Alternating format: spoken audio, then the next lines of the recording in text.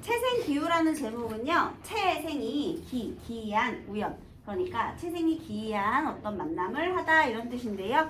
한번 보도록 하겠습니다. 얘는요. 야담 소설이에요. 야담이라는 건 그냥 동네에서 떠돌아다니는 이야기, 시장에서 떠돌아다니는 이야기를 기록한 것인데요. 소설보다는 조금 더 간단하고 사건 전달 위주의 이야기가 되겠습니다. 조선시대 때, 조선 후기에 야담이 되게 많았는데요. 조선 후기의 시대 상황을 잘 반영하고 있으니까 뭐 어떻게 된 내용인지 볼게요. 채생이 아버지에게 잘 다녀왔다는 인사를 하자 아버지는 산소가 어떻더냐 급히 묻고 또 정성스레 제게하고 제사를 지내는지 물었다. 제게라는 거는요. 제사를 지낼 때 몸과 마음을 깨끗이 하고 부정한 일을 멀리하는 그런 행위를 말해요. 그러니까 부정 없이 잘 했느냐 물었고요. 채생이 자세히 대답하자 아버지는 즉시 글 공부를 하라고 분부했다. 뭐 산소에 가서요. 제사를 지내고 왔네요. 채생이요. 그런데 채생이 제사를 지내고 왔는데 오자마자 잘 했느냐 엄하게 물어보고 그리고 오자마자 뭘 시켜? 글 공부를 시켜. 이 채생의 아버지는요. 채생에게 굉장히 엄격하게 훈육을 하고 있음을 알 수가 있습니다. 그래서요. 이 채생의 아빠 니네가 생각하기에 굉장히 싫어할 것 같은데 이 채생의 아버지가 채생을 훈육하는 방법이요. 굉장히 엄한 훈육.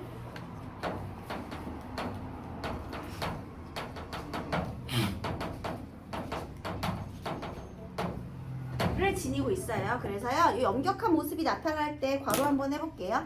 즉시 글 공부를 하라고 훈부했다. 괄호 해두세요. 그 다음 채생은 비록 입으로는 소리내어 글을 읽었지만 마음은 완전히 김노인의 집에 가 있었다. 김노인이 김령인데요. 둘이 어떤 일이 있었느냐면요. 김령의 딸이 청산과부예요. 청산과부가 뭐냐면 폴렛나를 잡아놨는데 남자가 죽은 거야. 그러니까 어떻게 보면 시집도 안 갔는데 과부가 된 거야. 자, 그런데 이 김령은 어떤 사람이냐면요. 원래 중인 신분이에요. 역관을 지냈는데요.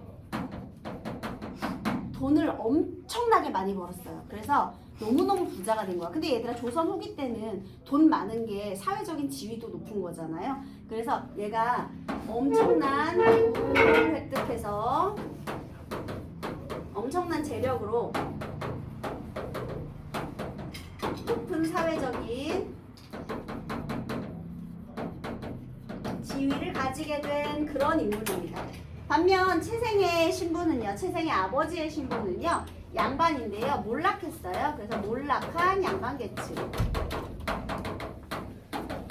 경제력은 형편없어요. 엄청나게 가난합니다.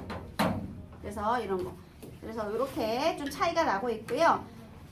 무슨 일이 있었느냐면요. 청산과부인 딸을 위해서 이 김영 아빠가요. 하인들을 시켜서 수레를 하나 보낸 다음에 시장에서 가장 먼저 지나가는 젊은 남자를 납치오라고 했어요. 그런데 그 젊은 남자가 바로 채생이야. 그렇게 해서 둘이 혼인을 했어요. 어떻게 보면 말도 안 되는 거지. 그냥 남자 하나 보쌈해서 잡아다가 납치에다가 지 딸이랑 인연을 맺어준 거야. 어쨌든 간에 이 아빠의 소원은요. 우리 불쌍한 청산하고 홀렛 날만 잡아놓고 남자가 죽었잖아. 그러니까 이 딸이 행복하게 잘 먹고 잘 사는 것이 아빠의 소원입니다. 그래서 여기는요. 좀 개인의 행복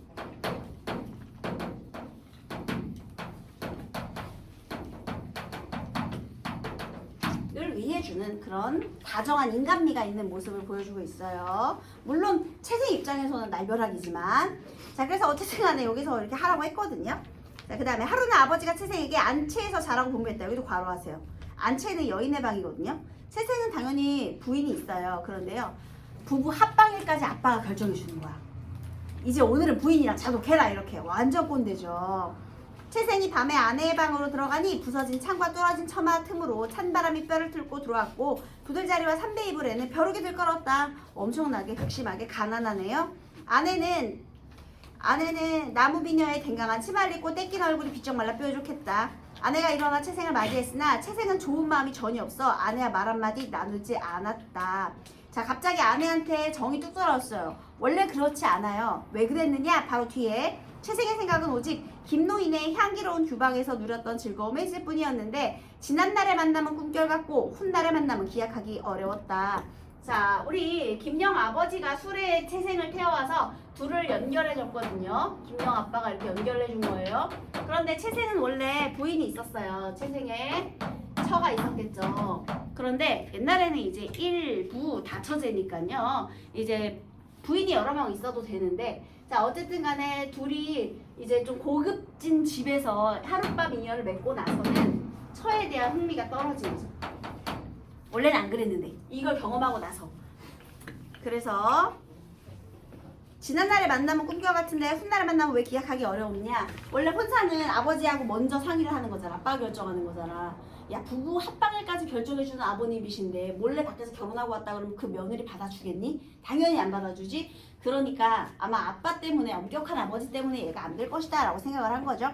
그리하여 채생은 원진의 시 한 구절을 속으로 읊었다. 여러분, 이렇게 한시가 삽입되어 있잖아요. 원래 한문소설이니까 한시가 삽입되어 있었어요. 그런데 시가 삽입되면 항상 인물의 정서가 압축된다고 했죠. 넓은 바다 건너보니 강물이 하찮아배고 무산을 보고 나니 다른 구름은 구름이 아니네. 자, 넓은 바다 동그라미 김영의 딸이죠. 강물 세모하세요. 안에 처죠. 무산 동그라미 강령의 딸, 김영의 딸이죠. 다른 구름 지금 현재 아내를 말하죠. 한마디로 이제 좋은 걸 맛보고 나니까 이전에 있었던 게 맛없게 느껴진다, 이런 뜻입니다. 그래서 채생은 이 시가 바로 자기 신세와 똑같다고 생각하고 짧은 한숨과 긴 탄식 속에 몸을 뒤척이며 잠을 이루지 못했다. 새벽종이 울릴 때가 되어 겨우 눈을 붙여 해가 중천에 오르도록 깨어나지 않았다. 아내가 새벽에 먼저 일어나 생각했다. 여러분, 문제 1번 A에 대한 설명으로 가장 적절한 것은 A를 통해 자연에서 경험한 일 땡, A를 통해 상황에 따라 달라지는 인간의 태도를 드러내며 부정적 세태풍자 땡, 부정적 세태풍자 틀렸죠? A를 통해 자신이 처해 있는 상황과 유사한 상황을 제시하며, 맞죠? 심정을 암시한다. 정답은 3번이 맞습니다. 주변 사람들의 달라진 태도도 아니고 후회도 아니에요. 자, 그 다음 채생은 그래서 이렇게 있었는데 아내가 먼저 이제 좀 이상한 걸 눈치챘겠죠. 촉이 왔겠죠. 서방님이 평소에는 나와 금슬이 좋아 늘 다정하게 대해주었었는데 성묘를 다녀온 뒤로는 문득 냉담하게 대하는구나. 달리 정을 준 사람이서 나를 멀리하는 게 틀림없어. 여인들의 촉이 무섭습니다. 아내는 채생의 안색과 옷을 자세히 살펴보았지만 낌새를 알아차릴 만한 단서가 없었다. 그러다가 우연히 채생이 차고 있는 배로 만든 주머니가 눈에 띄었다. 전에는 늘 텅 비어 있었는데 지금은 배로 만든 주머니 안에 무언가가 가득 차 있었다. 의심이 차츰 구름처럼 피어올라 조사해보기로 했다. 몰래 주머니 안을 열어보니 과연 작은 비단 주머니가 하나 있었고, 그 작은 비단 주머니 메모하세요. 이 작은 비단 주머니, 이게 화근이에요. 비단이잖아. 아까 전에 엄청 가난하다고 했잖아요. 근데 비단으로 만든 주머니, 이게 무슨 말이야. 그래서 그 속에는 부싯돌, 그리고 은화가 들어있는 게 아닌가. 부싯돌에 부시가 뭐냐면 쇳조각인데요. 그 쇳조각 부딪혀가지고 불내는 거예요. 자, 어쨌든 간에 그거를 이 김령의 집에서 선물로 받았거든요. 은화까지. 아내는 몹시 화가 나서, 왜 화가 났을까요?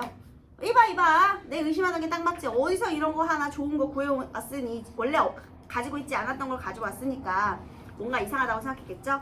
그래서 자리 위에 벌려놓고 채생이 잠에서 깨어 스스로 부끄러워하기를 기다렸다. 얼마 뒤 채생이 아버지가 엄하게 꾸짖으며 들어와 말했다. 아빠가 꾸짖은 이유는요, 이 녀석 아직까지 잠을 자면 어느 결월에 그란자를 읽겠느냐. 아침에 일어나는 시간까지. 이것도 괄호하세요. 너무나 엄격한 훈육 태도를 드러내고 있죠. 문을 열고 질책하자 채생은 놀라 일어나 주섬주섬 옷을 입었다. 아버지가 눈을 돌려 방을 살피다가 문득 자리 위에 있는 작은 주머니를 발견하였다. 작은 주머니 메모하세요. 그게 아까 작은 비단 주머니예요. 해괴한 일이다 싶어서, 해괴한 일이죠. 왜냐면 그동안 보지 못했던 고급진 물건을 갖고 있으니까. 그래서 아빠가 어떻게 했냐면요, 괄호할게요. 채생을 그물 안에 넣어 대들보에 매달고 힘을 다해 매질했다. 괄호 닫으세요. 뭐 한 거야? 겁나 때린 거야. 채생은 고초를 견디지 못하고 일일이 실토하고 말았다. 아버지는 한층더 경노하여 길길이 뛰더니 편지를 써서 이웃집 하나를 시켜 김령을 불러오겠다. 아빠가 너무 빡이 쳐서 채생을 엄청 때려서 매지라고요. 심지어 얘에게 자초지정을 들은 이유로는 김령을 불러오겠다. 상대방 그 여자의 아빠를 불러오게 한 거예요. 건방지죠. 김령은 원래 부귀한 사람이라 재상이나 학살할지라도 앉아서 불러올 수 없는 인물이거늘 하물며 일개 학구가 심부름꾼을 보내 멋대로 불러올 수 있겠는가. 여러분, 이거 서술자의 개입인데요. 김령이 원래 중인 출신임에도 불구하고 여기에서 재상이나 학살할지라도 앉아서 불러볼 수 없는 인물이 되었다고 했잖아요. 그러니까 경제력이 조선 후기에 얼마나 중요한 일이었는지를 알 수가 있죠. 그렇죠? 그래서 거기다 조선 후기 경제력 중요, 경제력이 사회적 지위를 보장하는 그런 바탕이 되고 있어요. 그런데요, 이게 학구는 학문만 하는 호구, 백면서생, 뭐 세상 물정을 모르는 이라고 되어 있어요. 그래서 그런데 얘가 세상 물정을 모르는 거야. 아직도 옛날 생각만 하는 거야. 그래서 다만 과부가 된 딸을 시집 보낼 생각에 모욕을 감수하고 당장 말을 달려 채생의 집으로 갔다.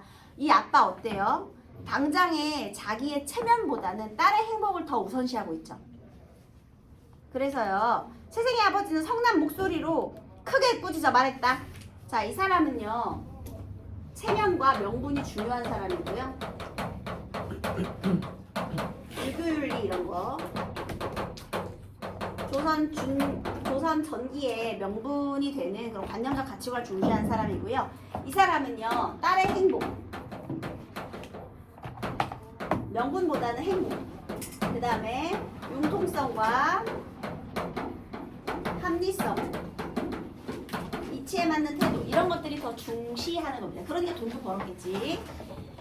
그대는 얘를 무너뜨리고 딸의 음문을 도와 자신의 행실을 그르치고 내 아들까지 그르쳤소. 대체 왜 그런 거요? 김영이 말했다. 사위를 고르는 수레가 공교롭게도 대개 아드님을 만났으니, 그러니까 아침에 일어나서 남자 데려오라고 했던 그 수레예요. 피차간의 불행을 이루다 말할 수 없소이다. 하지만 지금은 물이 흐르고 구름이 사라지듯 두 집안이 평안하니 서로 간섭하지 않고 살면 그만이지 남의 흠을 소리 높여 드러낼 것까지야 없지 않겠소이까. 여러분, 여기서요, 이 아빠가 굉장히 현명합니다. 지금 채생의 아버지가요, 굉장히 흥분 상태예요. 근데 여기에서 야, 그럼 너는 뭐가 잘났어? 이렇게 하면 서로 싸움밖에 안 되잖아요. 그러니까 체면을 중시하는 상대방의 가치관을 파고드는 거예요. 남의 흠을 소리 높여 드러낼 것까지야 없지 않겠소이까? 즉, 여기서 우리가 더 다투면 서로의 체면이 상할 일만 있다라는 거죠. 왜냐면 좋은 일은 아니니까. 그래서 체면을 중시하니 그 체면을 걸고 괜히 다투어서 일을 크게 벌리지 말자라고 얘기를 하는 거예요. 왜? 없던 일로 하면 두 집안은 평안할 거니까.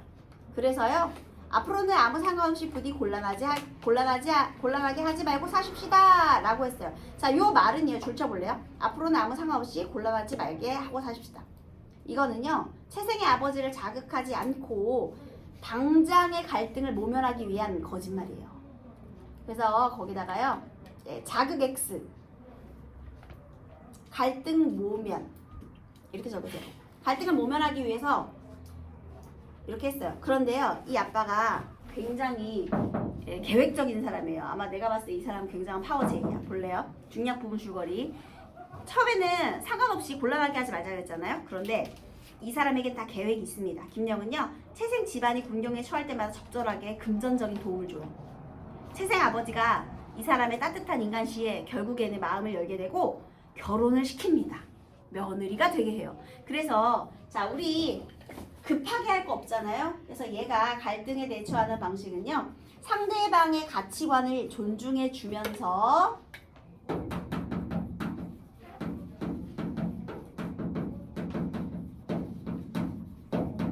단계적인 설득에 답니다. 단계적이고 융통성과 합리성의 바탕으로 한 단계적인 설득 단계를 거치게 돼요. 점진적으로 마음을 열게 만드는 거죠. 단계적인 설득. 근데 여기는 감정적이고요. 급발진하고요. 그 다음에 상대방을 비난하고요. 그지? 감정적으로 대응하고, 그 다음에 상대방도 비난하고, 자기 고집대로 하고 있죠. 이런 방식이 있습니다.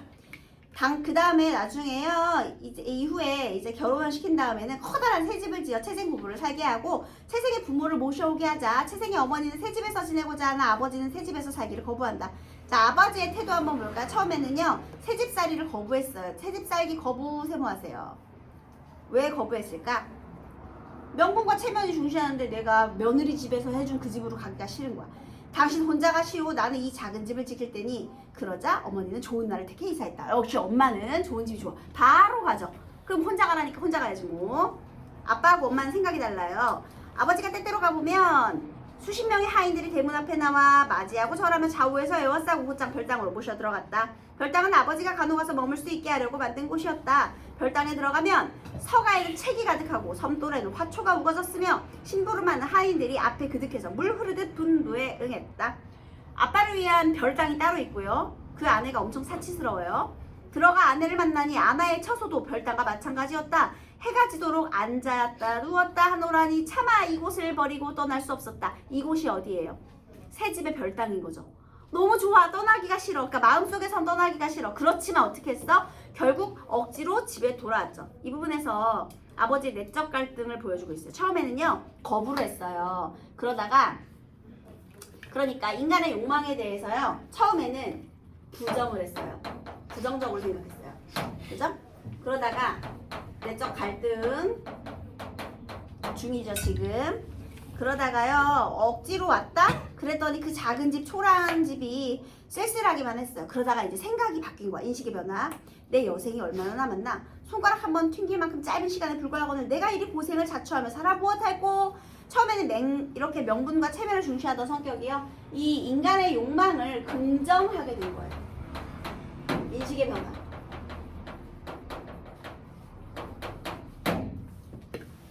그래서 급히 채생을 불러. 나 홀로 빈집에 살며 네게 아침 저녁으로 밥을 나르게 하는 게 도리어 폐가 되는구나. 남 핑계대죠. 또 가족이 따로 사는 것도 어렵다. 나도 새 집에서 단란하게 함께 지내고 싶은데 네 생각은 어떠하냐? 채생은 매우 기뻐하며 좋다고 했다.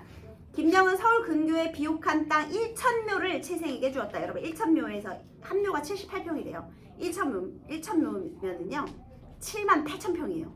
겁나 부자죠. 채생은 집안 살림 걱정이 사라지자 오로지 과거 공부에만 힘썼다. 얼마 뒤 과거에 급제하여 세상의 공명을 떨치고 마침내 벼슬이 판서에 이르렀으며 금상주기 초에 기사의 신하로서 임금의 두터운 내를 입었다. 와 여기 맨 마지막에 결국은 해피엔딩을 맞이했는데요. 여기도 되게 중요해요. 가난이 사라지자 즉 물질적인 풍요를 이루자 과거에 급제했죠. 즉 여기서 말하고자 하는 거는요. 얘는 원래 긍정했고 이 결론 부분에서 말하고자 하는 내용은요. 이 물질적인 풍요가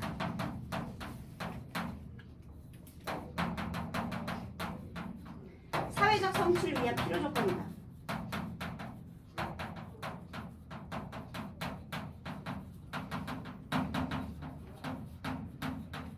필요 조건이 된다. 그래서 변화된 조선 후기의 시대 사회상을 반영하는 거죠. 한마디로 물질적인 풍요가 중요하다라는 내용을 담고 있는 내용입니다. 조선 후기의 예담이니까요. 1번은 아까 했고요. 자, 2번 B에 대한 설명으로 가장 적절한 것은 작은 집과 새 집에 대한 채생의 아버지의 태도는 시간이 지남에 따라 변화하게 되죠. 이렇게. 그래서 이게 맞는 거고 나머지 다 틀렸고요. 3번 적절하지 않은 것.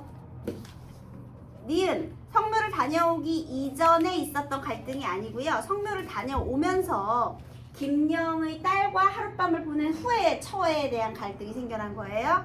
틀렸죠? 3번은 2번. 그다음에 4번도 3번 보시면 세생의 아버지가 그대는 얘를 무너뜨려 내 아들까지 그르쳤소 라고 꾸짖자 김령이 피차간의 불행은 다 이루 말할 수 없소이다 라고 대답하는 것에서 양반층이 중시하는 윤리적 가치를 수용하지 않았습니다.